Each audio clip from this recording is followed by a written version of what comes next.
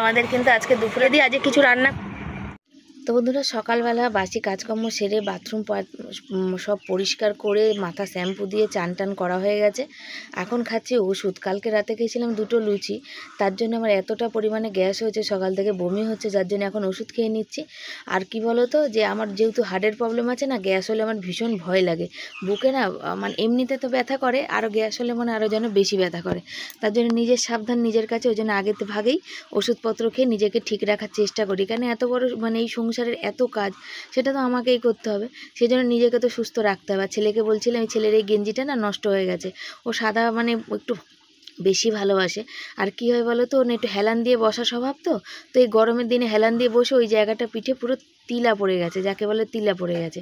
তো যা অনেকগুলো জামা প্যান্ট সেগুলো আবার কেচে দিয়েছি। ওষুধ খেয়ে ভালো, গ্যাসের ওষুধ খেয়েছি একটু পরে, কেন থাইরয়েডের ওষুধ খেয়েছি, গ্যাসের ওষুধ খেয়েছি, বমির ওষুধ খেয়েছি, তো একটু পরে নাহলে চা খাবো। তার জন্য এইসব বাইরের কাজগুলো সেরে নিচ্ছি, কেন জলেরও ব্যাপার আছে। তার যে আমি কিন্তু লুচি দিয়ে চা খেতে কিন্তু ভীষণ ভালোবাসি, কিন্তু আজকে আর লুচি চা খাবো না, জানো তো। চা করেও ছিলাম, তারপরে দেখছি অনেকবারই বেড়ায় বমি হয়েছে, শরীরটা কেমন করছে জানো তো, সেই কারণে খাবো না। বমির ওষুধ গ্যাসের ওষুধ খেয়েও যদি না কমে, তারপরে আবার যদি হসপিটাল বা ডাক্তারখানা যেতে হয়, তার থেকে ভালো বাবা দরকারই নেই, চা খাবোই না, মানে চা খাবো, লুচি খাবো না আর কি। তারপরে এগুলো সব ধুয়ে নিয়ে এগুলো জল টল ভরার ব্যাপার আছে, জল টল ভরবো। ছেলে আজকে একটু দেরি করে পড়তে যাবে, যেখানে 7:30টায় পড়া, 7টায় পড়া থাকে স্কুল থাকলে, তো ওই স্যারের কোনো কাজ আছে, যার জন্য আজকের 9টা থেকে পড়াবে। বললো তোরা 9টা থেকে আসলে অসুবিধা আছে, তো স্কুল যেহেতু এখন নেই, যেহেতু ওদের রেজাল্ট বেরোলে তারপরে স্কুল হবে, এখন স্কুল ওদের নেই, সেই কারণে কিন্তু ও মানে ছুটি আছে আর কি। তো দেখা যাক কবে রেজাল্ট বেরোয়, আমি বুঝতেও তো পারছি না, কেন ঠিকঠাক করে কোনো খবর পাচ্ছি না যে রেজাল্ট কবে বেরোবে। রেজাল্টটা বেরিয়ে গেলে অনেকটাই কিন্তু আরাম হয়ে যাবে আর কি, মানে অনেকটা নিশ্চিন্ত হয়ে যাব আমরা। শীতের আমেজ, বেশ ঠান্ডা ঠান্ডা হাওয়া, বুঝেছো, একদম ঝরঝরে। আমি বাড়িতেই দিয়েছিলাম 15 মিনিট ধরে আপলোড, 29 MB মাত্র হয়েছে, মানে এখনও তাহলে এতটা কি করে হবে বলো। ছেলে পড়তে গেছে আজকে একটু দেরিতে, সকালে দেরিতে পড়া ছিল, সারা রাস্তা নোংরা, দেরিতে পড়া ছিল বলে দেরি করে গেছে। আর আমার কালকের যে লুচি তরকারি খেয়েছি, আমার মানে শরীর একদম মানে কেমন করছে আর কি, বলার কথা না। প্রচণ্ড পরিমাণে আমার অম্বল হয়েছে, এত অম্বল হয়েছে যে সকালবেলা বমি হয়েছে, ওষুধ খেলাম, আবার শরীরটা ঠিক রাখতে হবে, নানা দিকের এখন চিন্তা ভাবনা আছে। আবার কাগজপত্রগুলো আনানোর, তারপর শ্বশুরের শরীর খারাপ, প্রচুর টেনশান হয়ে গেছে, নার্ভের প্রবলেমও বেড়ে উঠবে, তার জন্যে সকালবেলায় আগে ওষুধ খেলাম, সেটাও তোমাদের দেখালাম। তো যাকে, তো চলো সবাইকে শুভ সকাল। সবাই কেমন আছে, আশা করি ভালো আছে, সুস্থ আছো, আমিও ভালো আছি, সুস্থ আছি, তোমাদের ভালোবাসা। তো তোমরা সবাই এভাবে পাশে থেকো, সাথে থেকো, আর অবশ্যই লাইক কমেন্ট শেয়ার করো। আর যেসব মানুষ ভালোবাসা, তারা প্রতিদিন প্রতিনিয়ত ভালোবাসা, তোমাদের প্রতিদিন তোমাদের কমেন্ট আমাকে অনেক অনেক অনেক উৎসাহ, মানে আমি প্রত্যেকটা কমেন্ট পড়ি, হয়তো রিপ্লাই করতে একটু দেরি হয়ে যায়, সময়ের ব্যাপার থাকে, তো তোমাদের এক একটা কমেন্ট আমার ভীষণ মনের খুব কাছে, তোমরা আমার খুব কাছে। তবে জানো তো, কিছু মানুষ আছে মানে যারা ছিল আগে খুব ভালোবাসতো, তোমার সাথ ছাড়বো না, তোমাকে দেখবো না, তারা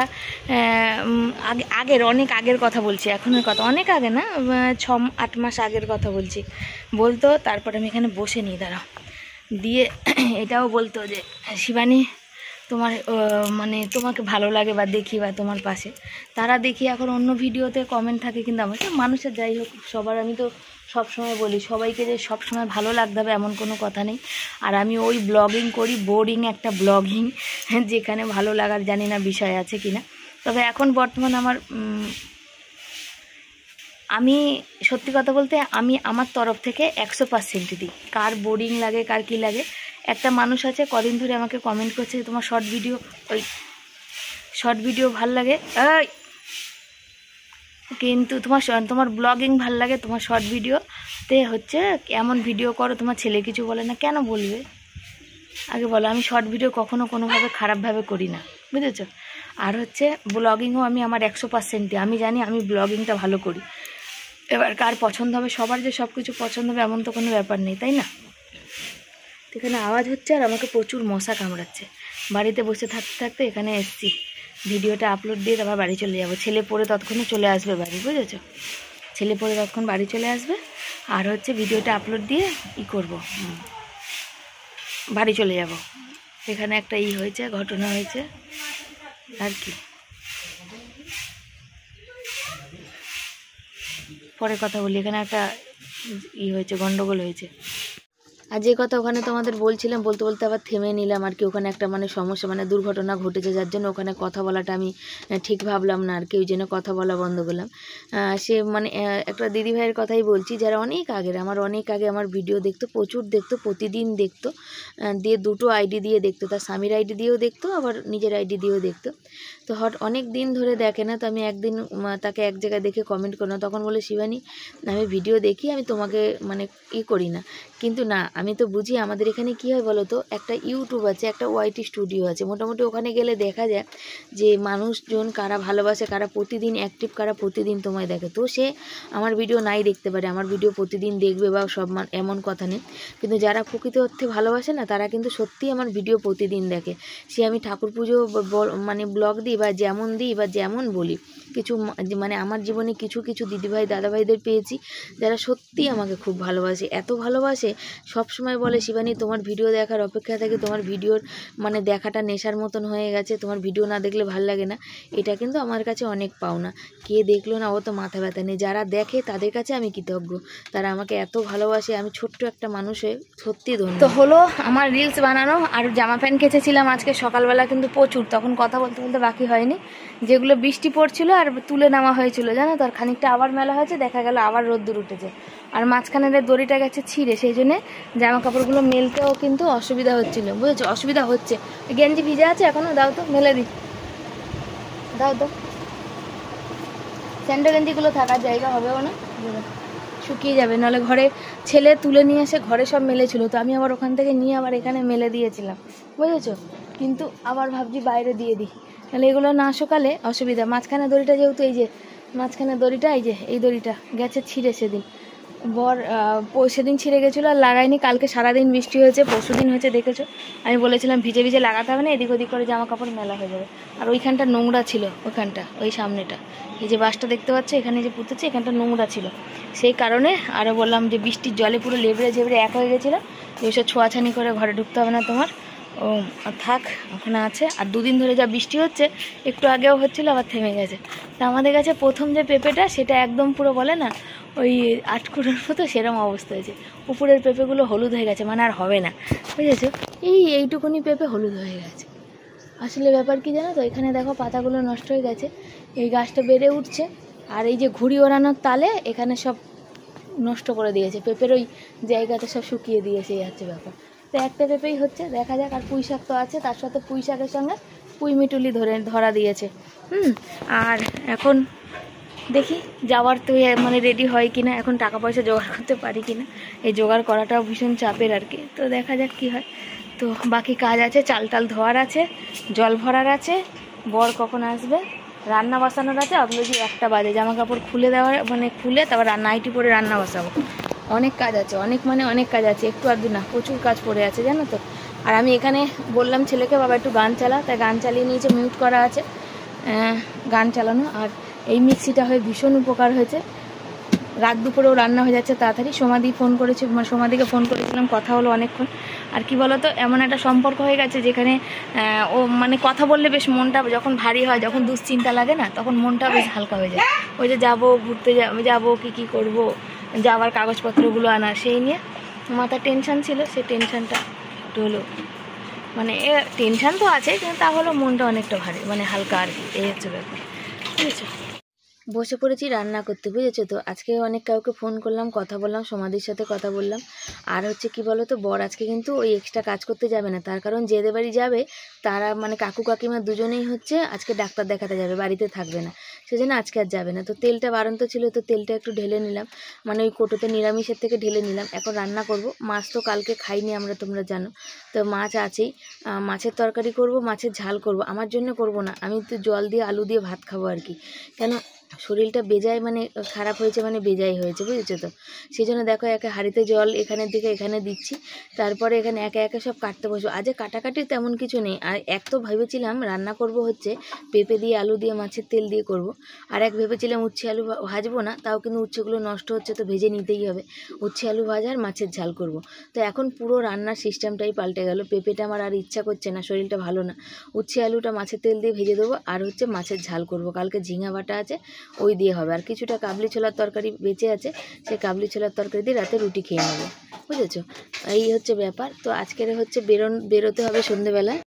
যেহেতু শ্বশুরবাড়ি যাব সেহেতু আমাকে তো এখন টাকা পয়সার ব্যবস্থা করতেই হবে। আর এবছর বরের তেমন কাজ হয়নি, তো ধার করি যাই করি করতে হবে। তার মধ্যে ছেলের এখনও রেজাল্ট বেরোলেই বই খাতা কিনতে হবে, খাতা বই সবই কিনতে হবে, সেটা একটা ধাক্কা রয়েছে, তোমরা জানো। তো এখানে দেখো, এখানে পাশে যে কথা হচ্ছিল, তো আমি আবার কি বলো তো, অন্যায় দেখলে আবার অন্যায় কথা শুনলে একটু উত্তর না দিয়ে থাকতে পারি না। তো মানে যতই আমার মানে বর বলে যে একদম বলবে না কোনো কিছু, আমিও ভাবি, আমিও মনে করি যে না আমি বলবো না, কিন্তু বাধ্য হয়ে না আবার বলে ফেলি আর কি। তো কিছু কিছু অন্যায় কথা আছে যেগুলো আমার সামনে হলে আমি সহ্য করতে পারি না, এটা হচ্ছে সবথেকে বড় কথা। তো এখনকার যা মানে যুগ পড়েছে, তাতে অন্যায় দেখলেও চোখ বন্ধ করে থাকতে হবে, নাহলে তোমাকে মানুষ এমনভাবে কি বলবো, তুই যদি প্রতিবাদ করো তোমাকে এমনভাবে কথা শোনায় বা মানে কি, যাই হোক তোমরা বুঝেই নিও। তো এখানে দেখো বসে পড়েছি উচ্ছে কাটতে, তো কিছু কিছু উচ্ছেগুলো নষ্টও হয়ে গেছে। আর উচ্ছের তরকারিটা আজ তাড়াতাড়ি করেই একটু ভাবছি যে শুয়ে পড়বো, তাহলে একটু ঘুমালে একটু ক্লান্ত বোধ যাবে, কেন রাতের বেলা ছেলে পড়ে, ওর সাথে আমিও জাগি। আর এমনিতেও থাইরয়েডে যেন ভালো করে ঘুম হয় না, সেটাই হচ্ছে ব্যাপার। তো চলো এই মানে উচ্ছেগুলো কেটে নিই রান্না টান্না বসিয়ে নিই। আর এখানে ওই যে কথাটা বলার পর তাও বললো হ্যাঁ তুমি ঠিক কথাই বলেছো। তো এই সত্যি কথাটা সবাই বলতে পারে না মুখের উপর, তাই আমি বললাম যে সত্যি কথা বলি বলেই অনেক মানুষের চোখে হয়তো ভালো হতে পারবো না। আবার প্রচুর মানুষ আছে যারা আমাকে প্রচুর ভালোবাসে, তারা কিন্তু আমাকে বলে যে তোর এই মানে প্রতিবাদী ব্যাপারটার জন্যই তোকে খুব ভালো লাগে। তুই যে ভয় ডর শরীরে কম, মানে ভয় ডর না পেয়ে যে মানুষের, যে কোনো মানুষ তুই চিনিস বা না চিনিস, কোনো রাস্তার মানুষ হোক, কোনো অচেনা মানুষ হোক, তাদের যদি কোনো মানে বিপদ হয় বা কিছু হয়, তুই যে ঝাঁপিয়ে পড়িস, এটা খুব মানে এটা আমাদের পাড়ায় অনেকেই জানে। আবার কিছু মানুষ মনে করে যে এই প্রতিবাদটা করাটার জন্য হচ্ছে তাকে আমার আবার ঝগড়াটে মনে হতে পারে, যে মানুষ সব জায়গায় প্রতিবাদ চলে না, এরকম কথাও আমি শুনতে হয় আর কি, মানুষ বলে। কিন্তু আমি কি করব বলো, আমি না মানে ওইটা দেখে নিজেকে ভাবি কন্ট্রোল করে নেবো, কোনো উত্তর দেবো না, কিন্তু কন্ট্রোলটা করতে পারি না। এটা হচ্ছে আমার ব্যাড হ্যাবিট আর কি। আমি মনে করি এটা আমার বাজে অভ্যাস নাকি জানি না, মানে মানুষের কথার অনুপাতে নিজেকে তখন মনে হয়, কিন্তু আমি নিজেকে তো পরিবর্তন করতে পারবো না সত্যি বলতে। হ্যাঁ বলবে তাহলে নিজের জমির যখন এরকম হচ্ছে প্রতিবাদ করোনি কেন? প্রচুর প্রতিবাদ করেছি, প্রচুর ঝামেলা হয়েছে, কিন্তু যেখানে বড় বড় মাথারা এই সব ঝামেলার মধ্যে জড়িয়ে থাকে, সেখানে আমাদের মতো ছোট ছোট মাথারা যতই প্রতিবাদ করুক না কেন কিছুই হয় না। প্রচুর মিটিং বসেছে, নেতাদের কাছে যাওয়া হয়েছে, সমস্ত কিছু করা হয়েছে, চিল্লামিল্লি ঝগড়া অশান্তি, প্রচুর প্রচুর কিছু করা হয়েছে, কিন্তু সমস্যার কোনো সমাধানই হয়নি। সে ঝোল দিয়েছি আর আমার মাছটা রেখেছি ভাজা, আমি ভাজা মাছ দিয়ে আলু দিয়ে জল দিয়ে ভাত খাবো, বুঝেছো? এখানে ভাত বসিয়ে দিয়েছি, পেঁয়াজ ঘষেছিলাম, আজকে মশলা করিনি, পেঁয়াজ ঘষে, বাবা এত হেঁচকি উঠছে কেন, পেঁয়াজ ঘষে করেছি, তো এইটা রয়ে গেছে, এটা দিয়ে দেবো উচ্ছে আলু ভাজাতে। এই যে উচ্ছে আলু কাটা হয়ে গেছে, উচ্ছে আলু ভাজা, ভেবেছিলাম পেঁপের তরকারি করবো, এখন আর করবো না, ভালো লাগছে না। উচ্ছে আলু ভাজা আর মাছের ঝোল, আর কালকের রয়েছে ঝিঙে বাটা, আর ব্যাস এই দিয়ে আজকে খাওয়া দাওয়া, আর কিছু করবো না, আর ভালো লাগছে না করতে, বুঝেছো? চলো। কম হয়েছিল কালকে, তো তেমন খাওয়া হয়নি অনেকটাই, আর বাটাবুটি করলে দেখবো অনেকটা, আর আমি যেহেতু খাই না, ছেলে আর বর খাই, তো বাকিটা তো থেকেই যায়। দুজনে ধরো বাটাবুটি কত খাবে, এতটা করে দুজনের এতটা, তো বাটলে তো এতটা হয়ই হয়, তো যেটা ছিল সেটা করে দিয়েছি। আর এটা একটু নুন কম ছিল, ছেলে বললো মা গরম যদি করো একটু নুন দিয়ে দাও, তাই নুন দিয়ে দিয়েছি। হয়ে ভাত বসিয়েছি, ভাত হয়ে এসছে, আর এই যে উচ্ছে আলুটা ভাজবো, আর মাছের ঝোল করা হয়ে গেছে। আর কালকের ছিল, এই যে দেখাই, কালকের মটরটা ছিল, আজকে একটুখানি ঝোল ঝোল রেখেছি আর কি, অল্প আছে তো, রাতে তাহলে রুটি দিয়ে খাওয়া হয়ে যাবে, একটু ঝোল ঝোল মতন রেখে দিয়েছি, করে ওটাকে গরম করে দিলাম, দুটোই করে দিলাম। কারণ ভাত হয়ে গেছে মনে হয়, ভাতটা নামাবো, ভাত নামাবো আর উচ্ছেটা ভাজবো, তাহলে রান্না শেষ। আজকে শুধু রান্না হচ্ছে গরম মাছের ঝোল আর উচ্ছে আলু ভাজা, সবেতেই বুঝেছো বুঝেছো বুঝেছো করে যাচ্ছে, ভাতটা হয়নি, বাকি আছে।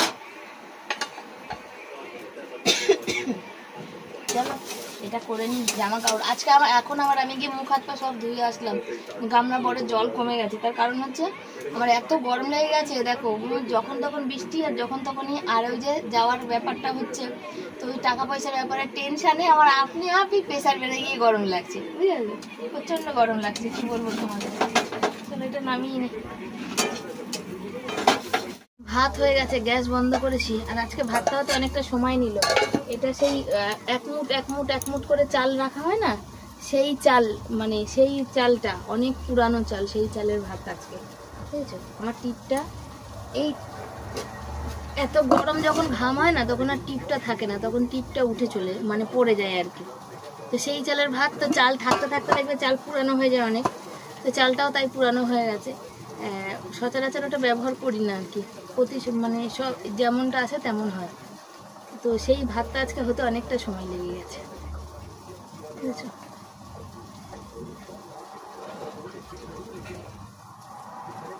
তোমাদের বাড়িতে কার কার রান্না হয়ে গেছে, আর কার কার আমার মতো এত বেলায় রান্না হয়? আমার তো ভিডিও করে সব করে রান্না এত দেরি হয়। উচ্চ ভাজাটা কমপ্লিট করে এখন বসবো হচ্ছে বড় ভিডিওর কিছু কাজ আছে, থাম্বনেল করা, ডিসক্রিপশন লেখা, এগুলো সব বাকি আছে, এগুলো করতে হবে। আর এখানে যদি এখন এই খাবারগুলো রেখে উঠে যাই, বাবা আমার এই হাঁড়িটা দেখছো, এই হাঁড়িটা আমার সবসময়, এই ক্যামেরাটা অন ছিল তাই তোমরা দেখতে পেয়েছো, নাহলে কেউ বিশ্বাসই করবে না। মানে হাঁড়ি একটা আনতে হবে, স্লিপ খেয়ে শুধু উঠে যায় আর আমার হাতে বড্ড পড়ে যায় ফ্যান, এই যে সাইড দিয়ে ফাঁকা দিয়ে। উপরে রাখলেও সেই ছুঁচোই নিয়ে টানাটানি করছে, নিচে রাখলেও সেই ছুঁচোই নিয়ে টানাটানি করছে। মানুষ করবে তো করবে, এটা কি বলে, যাবে তো যাবেটা কোথায়? এটা এই চোখের সামনে থাক, ছোলার তরকারিটা এখানে থাক। চলো এই জায়গাটা গুছিয়ে নি। বন্ধুরা ভীষণ খুশি, ভীষণ মানে ভীষণ খুশি। তো কেন খুশি এত, তো অবশ্যই তোমরা জানতে পারো, তোমাদের দেখাবো পরে, সাথে থাকো, পাশে থাকো। আর এই যে আসি, দিদা দিদা ওখানে ছিল, নিয়ে নিজে দিদা ওখানে দিদা। তো এই হচ্ছে বর চান করলো, আর ভীষণ ভীষণ ভীষণ খুশি, হ্যাপি মানে হ্যাপি আর কি। তো অবশ্যই পরে জানাবো, এখন জানাচ্ছি না। এখন দুপুর প্রায় 4টের কাছাকাছি বাজতে যায়, খাওয়া দাওয়া করার কাজ আছে আর কি, খাওয়া দাওয়া হবে, এখনো খাওয়া দাওয়া হয়নি। আর আমার সোনা বাবা সত্যি এত খুশির মধ্যে, আমার সোনা বাবার জন্য আমি এখন এই মুহূর্তে কিছু করতে পারবো না। ওকে বলছি বাবা তোর কি চাই, তো ও বলছে যে ইসে কি বলে, তোমার কাছে পয়সা নেই, তুমি এখন কি দেবে? হ্যাঁ আমি বললাম যাকে তুই বল। তো এখন যাকে ও একটু খেতে ভালোবাসে আর কি, ওই হচ্ছে ব্যাপার। হয়তো কিছু একটা ভালো মন্দ খাই দিলে খুশি।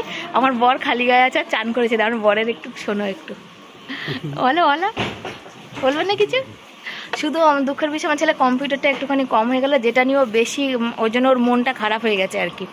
কম্পিউটারটা নিয়ে ওর মনটা খারাপ হয়ে গেছে, কেন কম্পিউটারটা ভীষণ পরিশ্রম করে কম্পিউটারটার জন্য, কম্পিউটারটাই ওর কী করে খারাপ হয়ে গেছে। ও কম্পিউটারে চেক করেছে না বাবা, ওই জন্য কম্পিউটারটা খারাপ হয়ে গেছে। চলো ছেলেকে তো একটু হাসাতে পারলাম, নাহলে ওর মনটা ভীষণ খারাপ ছিল জানো তো। আর আমরা ভীষণ খুশি, তোমাদের সাথে পরে শেয়ার করি, আগে খাওয়া দাওয়াটা করে নিই। হ্যাঁ সাথে থাকো বন্ধুরা। যে দুপুরে খাওয়া দাওয়া, যে সাদা ভাত, তার সাথে এই যে মাছের তেল উচ্ছে দিয়ে, আর এই হচ্ছে মাছের ঝাল, আর এই যে ঝিঙা বাটা, এই হচ্ছে আমাদের কিন্তু আজকে দুপুরে খাওয়া দাওয়া। আর বর ঢালছে এখানে হচ্ছে জল, এটা বরের ছেলেকে বোতলে ঢেলে দিচ্ছে, আর বরের গ্লাসে ঢেলে নেবে। আর এই জলটা তো আমি খাই না, তার তো কোনো কথাই নেই। তো চলো দেখা যাক। আর এই যে চলো খাইয়ে দিই, আজকে কিছু রান্না করিনি, পরে আবার কথা বলি। তো শুভ সন্ধ্যা সবাইকে, সবাই কেমন আছে? আশা করি ভালো আছে, সুস্থ আছে। দুপুরের পরে আর আসিনি, খাওয়া দাওয়া দেখিয়ে অনেক কিছু কাজ হয়েছে, বাসন অনেক মাজা হয়েছে, তারপরে আজকে ঘুম হয়নি, শুইনি আনন্দের চোটে। আর হচ্ছে তোমাদের সাথে ওগুলো কিছু শেয়ার হয়নি, তার কারণ সবাইকে ফোন টোন করা হচ্ছিল, আমি ফোন কানে নিয়ে কথা বলছিলাম, আর আমার সংসারের কাজকর্ম করছিলাম। জানো তো আমি শুধু কথা বললে আমার হবে না, কাজটাও আমাকে করতে হবে। তো এখন আমরা ছেলে পড়তে যাবে 7:30, তো এখন 6টা 10-15 বাজে, আমরা দুজন বেরোচ্ছি, একটু দরকার আছে। দরকার বলতে গেলে তোমাদের বলেছি বা বলিনি হয়তো, যে আমার শ্বশুরবাড়ি যাওয়ার আছে, ওই কাগজপত্রগুলো সব জোগাড় করে নিয়ে আসার জন্যে। তো শ্বশুরবাড়ি যাব, তো তার জন্য তো লাগবে পয়সা করি, টাকা পয়সা লাগার ব্যাপার আছে। তো এখন এই যে বেরোচ্ছি শাড়ি পরে এক জায়গায়, মানে টাকার ব্যবস্থা করার জন্যে, কারণ দরকার পড়লে তখন তো আমাকে টাকা চাইতে বাধ্য। তারপরে আছে ছেলের আজকে রেজাল্ট বেরিয়েছে, ছেলের বই কেনার ব্যাপার আছে, ছেলের খাতা কেনার ব্যাপার আছে। ছেলে ভালো রেজাল্ট করেছে, এবার ওর খাতা বইগুলো কিনে দিতে তো আমাকে হবে। তো এখন ওই খাতা বইগুলো কী করে কিনবো? আমার হাত ব্যথা করছে, ধর বাবা ফোনটা এরকম ধরো না, একটু হাতে ব্যথা করছে আমার। তো খাতা বইগুলো কি করে কিনে দেবো, সেই একটা চিন্তা আছে, বুঝেছো। সেই চিন্তার জন্যই এখন বেরোচ্ছি, দেখি টাকা পয়সা কতদূর কী পাই। তবে আগে হচ্ছে একটু শ্বশুরবাড়িতে, কেন শ্বশুরের শরীর খারাপ, ওইটাও আমার কর্তব্যের মধ্যে পড়ে।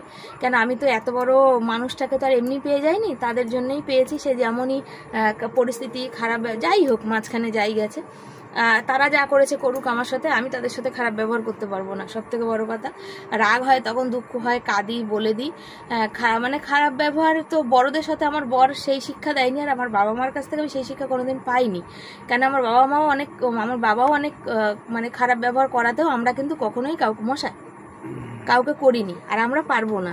হয়তো রাগ হলে নিজেদের মধ্যে বলি, বা কষ্ট পাই, বা কান্নাকাটি করি, বা দুঃখ পাই, বা তোমাদের হয়তো বলে শেয়ার করি, কিন্তু সেখানে আমি মনে করি সেখানে যাওয়াটা, তারা অসুবিধায় পড়লে দেখাটা, বা তাদের শরীর খারাপ হলে দেখে আসাটা, এটাও আমাদের কর্তব্যের মধ্যে, তাই তো? আমি যদি এটা না করি আমার ছেলে কি দেখে শিখবে, আর আমার ছেলেই বা কী করবে? তো আচ্ছা, আর একটা খুশির খবর হচ্ছে, আমার ছেলের আজকে রেজাল্ট বেরিয়েছে। তো সবাইকে পাঠিয়েছি, সবাই বললো যে দুর্দান্ত রেজাল্ট করেছে, খুব ভালো রেজাল্ট করেছে। হ্যাঁ, তো প্রায় 90% মতন কাছাকাছি 19-20 মার্কস পেয়েছে। 19-20 মানে একদম সুতোর এফার ওফার ডিফারেন্স। তো তোমরা তো শুনে খুশি হবে, তাই তোমাদের আগে সবাইকে জানালাম।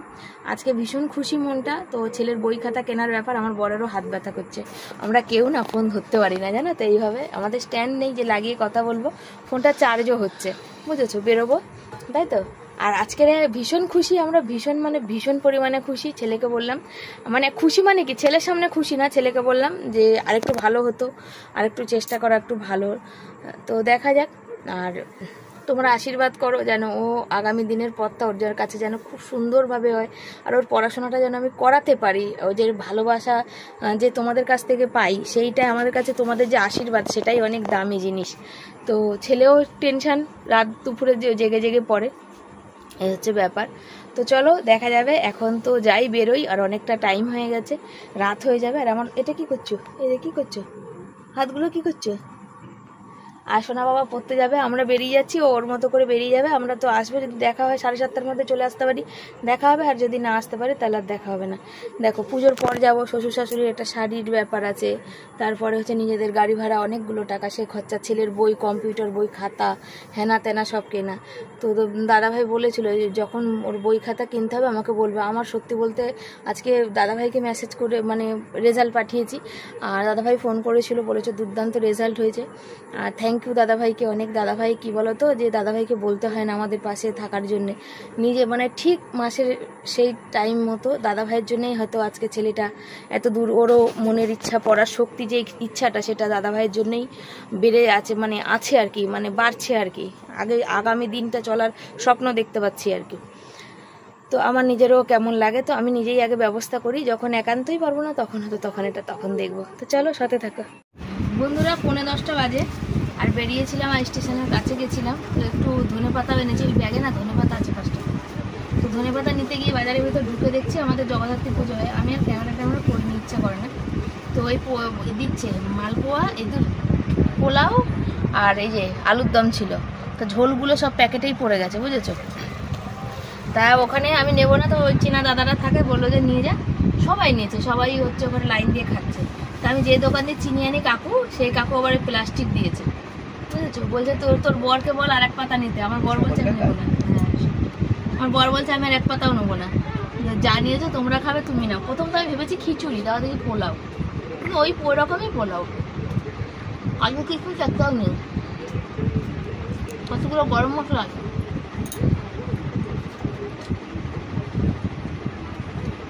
কাছ থেকে দেখে নাও, আলুর দম আর পোলাওটা কোথাও কিছু খুঁজে পাচ্ছ না, দেখতে পাচ্ছ বলো?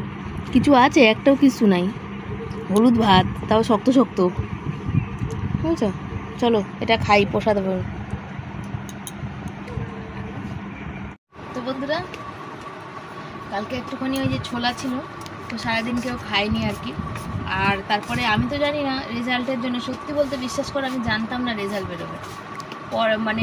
মানে এত টেনশানের মধ্যে না, আমার মানে মাথাতেও ছিল না। আমি জানি যে অক্টোবর মাসে শুনেছি শেষে বেরোবে, কেউ বলছে নভেম্বরের ফার্স্ট উইকে বেরোবে, তো ভীষণ টেনশন ছিল। আর এই দেখো সকালে ছেলের তো মানে মনে ছিল, সেজন্য ছেলের ভীষণ টেনশন ছিল, ছেলে ওই জন্য খাইনি, রয়ে গেছে। আর আমি তো খাইনি, আমি বললাম অম্বল হয়েছে। দেখো আমি কইটুখানি বর খেয়ে একটুখানি, আমি এখন জল দিয়ে ভাত খাবো। দুপুরেও আমি আলু সেদ্ধ ভাত খেয়েছি, আর এখন গরম ভাত ছিল, জল দিইনি, তাহলে ঠান্ডা গরম লেগে যাবে।